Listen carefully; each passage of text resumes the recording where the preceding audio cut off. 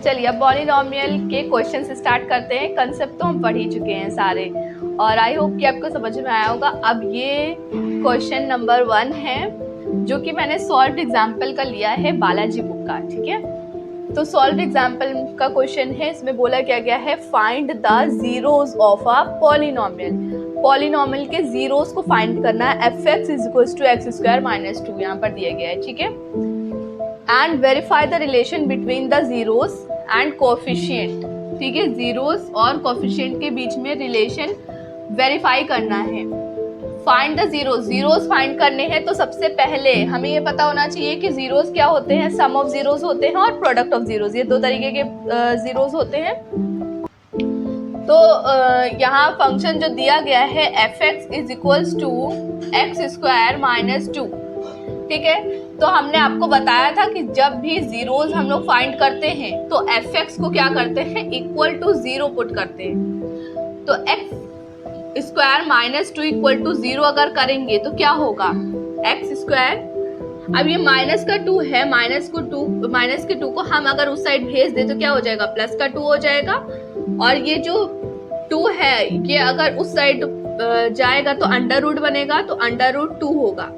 और हमें पता है कि जब भी अंडर रूट लगता है किसी भी वैल्यू पे तो वो दो वैल्यू देता है, एक पॉजिटिव और एक निगेटिव। तो यानी कि ये एक बार पॉजिटिव में देगा और एक बार ये निगेटिव में देगा, ठीक है। एक बार ये पॉजिटिव में देगा, एक बार निगेटिव में देगा, जिसे हम कुछ इस तरह से भी लिखते हैं, ठीक है। ऐसे ये पॉजिटिव का साइन है, ये निगेटिव का साइन है और ये अंडर रूट 2 है, तो कुछ इस तरह से भी हम लिखते हैं। अब अगर हमें फाइंड करना है सम ऑफ जीरोज और प्रोडक्ट ऑफ जीरोज तो कैसे निकालेंगे, तो देखिए सम ऑफ जीरोज, ठीक है, सम ऑफ जीरोज और उसके बाद क्या है, प्रोडक्ट ऑफ जीरोज, ठीक है। सम ऑफ जीरोज और प्रोडक्ट ऑफ जीरोज, तो हमें ये पता है कि सम ऑफ जीरोज का फॉर्मूला क्या होता है, -b/a, और प्रोडक्ट ऑफ जीरोज का फॉर्मूला क्या होता है, c/a, ठीक है। अब यहाँ abc क्या है, x² - 2। अब जो भी x² है यहाँ पर जो लिखा है इसके आगे क्या है, कुछ भी नहीं लिखा है, इसका मतलब 1 है। तो a क्या हो गया, यहाँ पर a की वैल्यू क्या होगी, a की वैल्यू होगी 1। अब x यहाँ पर नहीं है, x नहीं है, इसका मतलब क्या हुआ, b की वैल्यू क्या हो गई, 0, क्योंकि x² यही तो होती है ना इक्वेशन, क्या होती है, ax² + bx + c, यही तो इक्वेशन होती है। क्वाड्रेटिक इक्वेशन जो होती है, जनरल इक्वेशन क्वाड्रेटिक, तो वो यही होती है। तो यहाँ पर क्या है कि ये x², यहाँ पर हम कंपेयर करें, x² के आगे कुछ नहीं था तो 1 लिख लिया, तो a की वैल्यू 1 हो गई। अब यहाँ x का टर्म ही नहीं है, यानी कि x का टर्म नहीं है, x 0 है, तो x 0, इसका मतलब b भी क्या होगा, 0 होगा। अब c के जगह पे यहाँ पर क्या दिया है, प्लस c की जगह पे क्या दिया, -2, यानी कि c की वैल्यू क्या हो जाएगी, c = -2 हो जाएगा। तो a b c अगर आप डायरेक्ट निकालना चाहें तो इसका डायरेक्टली आपका आंसर क्या हो जाएगा, अगर -b/a के अकॉर्डिंग देखें तो b की वैल्यू तो 0 है, b की वैल्यू क्या है, 0, और a यहाँ पर क्या है, 1, तो 0/1, 0 क्या है, ये जो 0 है, 0 क्या है, x का कोफिशिएंट ही तो है, x का कोफिशिएंट क्या है, 0, ठीक है। तो इसको हम क्या बोलेंगे, कोफिशिएंट ऑफ x, और 1 को क्या बोलेंगे, कोफिशिएंट ऑफ a, नहीं x², ठीक है, कोफिशिएंट ऑफ x², a क्या है, कोफिशिएंट है x² का। अब यहाँ अगर c/a प्रोडक्ट ऑफ जीरोज अगर देखना है, c/a, तो c की वैल्यू क्या है, -2 है, तो यहाँ -2 लिखेंगे, अपॉन a की वैल्यू क्या है, 1 है, तो यहाँ पर लिखेंगे 1, c/a -2/1, तो -2/1, -2 क्या है यहाँ पर, ये कांस्टेंट टर्म है ना, कांस्टेंट टर्म ही तो होता है, ये जो होता है c क्या होता है, कांस्टेंट टर्म होता है। और ये जो a है, a की वैल्यू 1 है, तो ये कोफिशिएंट ऑफ x² है ना।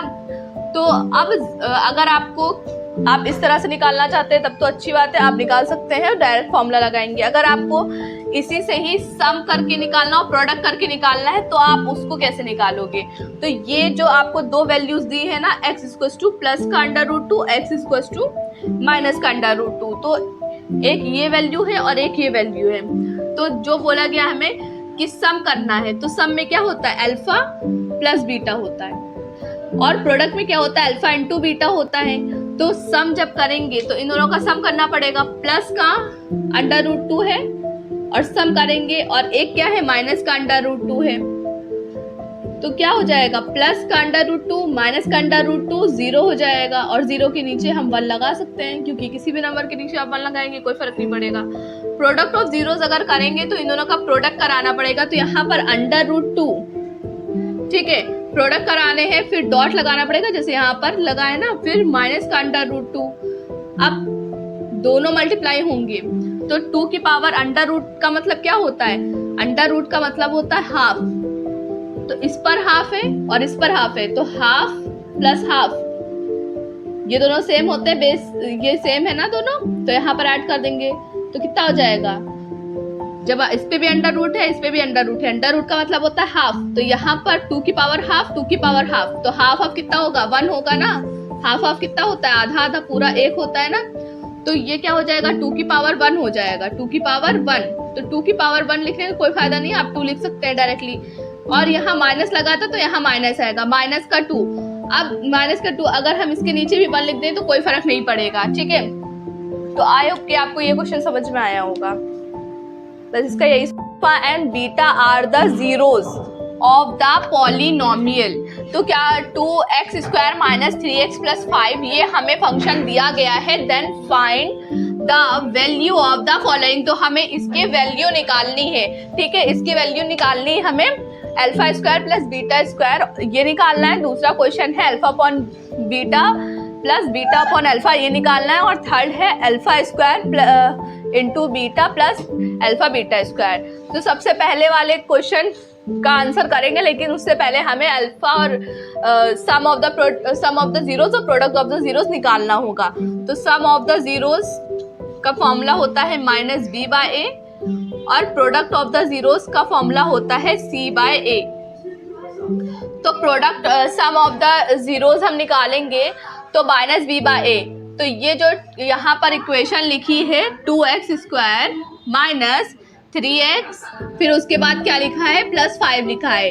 तो ये जो फंक्शन हमें दिया गया है इसी में हमें क्या करना पड़ेगा, ये a होता है और ये b है और ये c है। तो ये जो माइनस का 3 लिखा है ना, तो ये b की वैल्यू क्या होगी, -3 होगी। a की वैल्यू क्या है, यहाँ पर 2 है, ठीक है। x² के जो आगे लिखा होता है वो a होता है, और x के आगे जो लिखा होता है वो b होता है, तो इसके आगे -3, और ये प्लस में जो लिखा होता है ये c होता है। तो c की वैल्यू कितनी है, 5 है। तो a की वैल्यू इतनी हो गई, b की वैल्यू इतनी और c की वैल्यू इतनी हो गई। तो -b/a करना है, -b क्या है यहाँ पर, माइनस यहाँ पर लिखा रहती है, b की वैल्यू क्या है, -3 है, ठीक है, अपॉन में a की वैल्यू क्या है, 2 है, तो यहाँ पर 2 लिख लेंगे। अब बाहर माइनस है और एक अंदर माइनस है, तो माइनस हो जाता है प्लस, तो इसका आंसर आ जाएगा 3/2, ठीक है, इसका आंसर क्या आ जाएगा, 3/2। अब यहाँ पर c/a, product of the zeros क्या होता है, c/a, तो c की वैल्यू है 5 और a की वैल्यू क्या है, a की वैल्यू है 2, तो 5/2।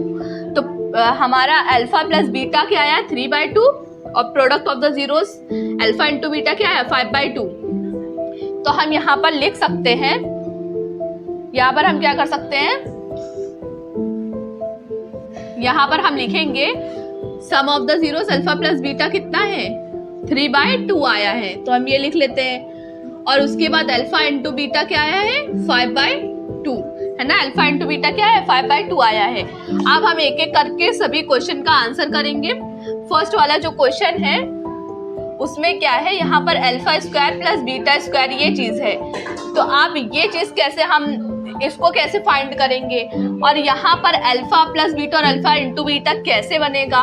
तो हम सभी को पता है कि एक फॉर्मूला होता है, फॉर्मूला क्या होता है, a प्लस बी का जो होल स्क्वायर होता है। तो हम अल्फा प्लस बीटा की फॉर्म में अगर लिखें उसे, ठीक है, अल्फा प्लस बीटा की फॉर्म में अगर लिखें तो क्या होगा, अल्फा प्लस बीटा का whole square equals to alpha plus beta क्या होता है, अल्फा, देखिए a प्लस बी का होल स्क्वायर क्या होता है, a स्क्वायर यानी कि अल्फा का स्क्वायर प्लस b का स्क्वायर यानी कि बीटा का स्क्वायर प्लस 2ab होता है ना। 2ab होता है। अब यहाँ पर alpha square plus beta square है तो हम क्या करेंगे, alpha square plus beta square को ऐसे ही लिखा रहने देंगे, ठीक है। और इसको हम अल्फा प्लस बीटा का होल स्क्वायर माइनस, अब ये जो ये टर्म है इसको इधर अगर ले आएंगे तो हमें यही तो सिर्फ मिलेगा, alpha square plus beta square यही तो मिलेगा अगर हम इस टर्म को इधर लेकर के आएंगे। तो इसीलिए हम इस टर्म को इधर ले आएंगे तो माइनस का 2 अल्फा बीटा हो जाएगा। तो alpha square plus beta square की वैल्यू हो जाएगी ये अल्फा प्लस बीटा का whole square minus 2 alpha beta. तो अब हमें यहाँ पर वैल्यू पता है, क्या पता है कि अल्फा प्लस बीटा क्या है, 3/2 है। तो अगर हम यहाँ पर 3/2 को पुट कर देंगे तो 3/2 का क्या हो जाएगा, होल स्क्वायर हो जाएगा माइनस 2 अल्फा इंटू बीटा, तो 2 लिख देंगे। अल्फा इंटू बीटा क्या है, अल्फा इंटू बीटा की वैल्यू 5/2 है तो यहाँ हम लिख देंगे 5/2, ठीक है। तो आप देखिए 2 ऊपर है और 2 नीचे है तो ये कैंसिल आउट हो जाएगा, इक्वल टू 3 का स्क्वायर कितना है 9 है, अपॉन 2 का स्क्वायर कितना है 4 है, माइनस अब यहाँ पर सिर्फ कितना बचा, 5 बचा, ठीक है। अब यहाँ हम एलसीएम लेंगे तो एलसीएम आएगा इसका 4, ठीक है। और फिर उसके बाद क्या हो जाएगा, ये यहाँ पर तो 4 है तो 4 1 जा 4 होता है तो 1 से इसको 9 को मल्टीप्लाई करेंगे 9 आएगा, माइनस लगा है तो माइनस लगा देंगे। अब यहाँ पर देखिए यहाँ पर तो 4 1 जा क्या होता है 4, तो यहाँ पर 5 को किससे मल्टीप्लाई कराएंगे 4 से, तो 4 5 जा कितना होता है 20 होता है। तो अब 20 में से 9 जाएगा तो 11 आएगा, 11/4, लेकिन 9 क्या है प्लस का है और 20 माइनस का है तो बड़ा नंबर कौन सा है, बड़ा नंबर है 20, तो साइन किसका लगेगा 20 का, माइनस का साइन यहाँ पर लगेगा, ठीक है। तो -11/4, तो इसका जो आंसर है alpha square plus beta square, इसका क्या आया है आंसर -11/4। तो alpha square plus beta square is equals to -11/4। तो इसका आंसर कितना आ गया, ये आ गया, जो कि फर्स्ट वाले का आंसर है alpha square plus beta square -11/4, ये हो गया। तो अब हम दूसरा ये जो अल्फा बाय बीटा है प्लस बीटा बाय अल्फा है, अब इसका आंसर देखने के लिए सबसे पहले इसको यहाँ पर नोट कर लेते हैं कि इसकी वैल्यू ये आई है, क्योंकि इसका भी हो सकता है आगे काम आए, ठीक है। तो alpha square plus beta square is equals to -11/4, ठीक है। अब ये हमने यहाँ पर लिख लिया है। अब थर्ड वाला क्वेश्चन, सेकंड वाला क्वेश्चन देखते हैं।